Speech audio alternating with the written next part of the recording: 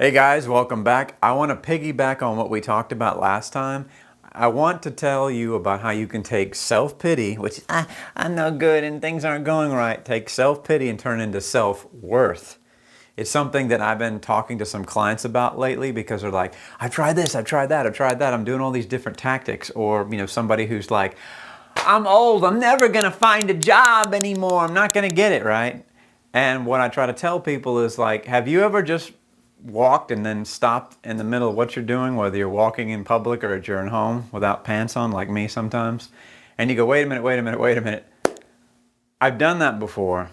We've been here. This is familiar territory. Let me try something completely different. I'm going to take that and flip it on its end, and instead of engaging in self-pity, I'm going to say self-worth. So for me, I start thinking of all the things I've done in business, successes that I've had, paths I could have gone down that were not so good, instead of looking at all the failures. Because when I think about it, I've got to learn this, I got to program that, I've got to go do these things, I got to plan all this stuff on my schedule.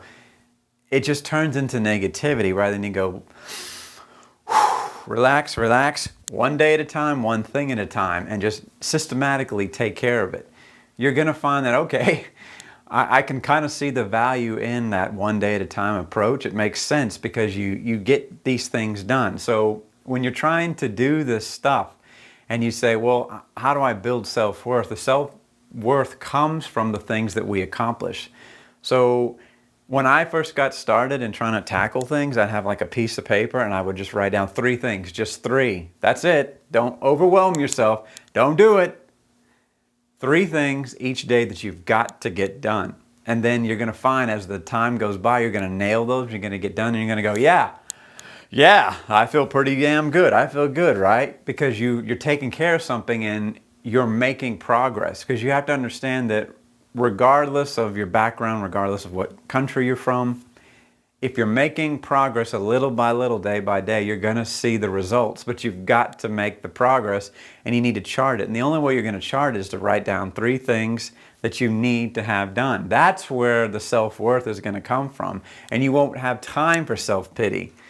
Self-pity is just you spinning your wheels, right? We've talked about this in the past. You're just sitting there. You're not doing anything. And I got to tell you, I've seen people who are in their 70s that just wallow and they can't get out of the way. Hey, why aren't I moving? What's wrong? What's going on? It's because you're spinning your wheels in mud, man. You're just engaged in self-pity. We're all guilty of it. Not here to judge, just here to tell you that it's not effective. And right now, with everyone freaked out about technology and AI, you want to be effective. So you want to take self-pity, throw it out, and replace it with self-worth. Because if you believe in yourself, you can go out, accomplish things, and then encourage other people to engage in self-worth. And the next thing you know, you got a society of people who believe anything is possible, and anything is possible.